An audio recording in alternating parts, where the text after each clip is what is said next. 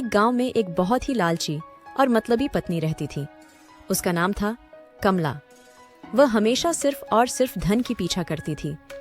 सिर्फ यही सोचते रहती कि वह और उसका पति कैसे और ज्यादा धन कमा सकते हैं। उसके पति का नाम राम था।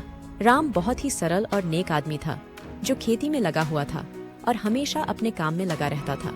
कमला हर दिन यही सोचती रहती थी कि उसका पति उसे ज्यादा से ज्यादा पैसे दे। एक दिन उसने अपने पति को धन की ज्यादा मांग की, परंतु राम ने उसे समझाया कि धन से ज्यादा खुशी और संतोष महत्वपूर्ण होता है। उसने कहा, कमला, हमारे पास जो है उससे हम संतुष्ट हैं। हमें ज्यादा धन की नहीं, बल्कि एक दूसरे की सेवा और समर्थन की जरूरत है। कमला ने उसे न समझा और न ही सुना। उसका लालच और आकांक्षाओं में इतना व्यस्त रहना था कि वह अपने पति के बातों को ध्यान नहीं दे पा रही थी। धीरे धीरे उसका पति उसे समझाने की कोशिश करते रहे, परंतु वह बेखबर रही। एक दिन गांव में एक साधु आया। राम ने उसे अपने घर में बुलाया और उससे अपनी समस्या उस साधु को बताई। साधु ने राम को उसकी पत्नी को समझाने का सुझाव दिया। साधु ने राम को कुछ विशेष उपाय बताए।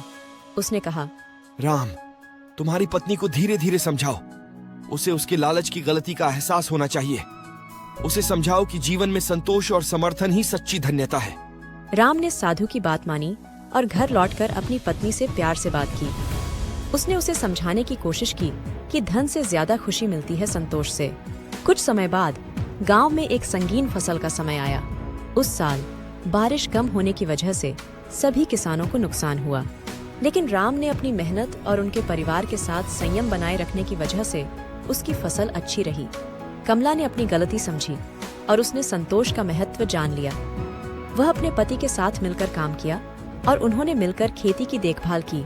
उनका संयम और मेहनत रंग दिखाने लगा और फिर उनको उनकी मेहनत का अच्छा फल मिला। इस कहानी से हमें यह सीख मिलती है कि लालच करने से अच्छा अपनी मेहनत पर ज्यादा ध्यान दे।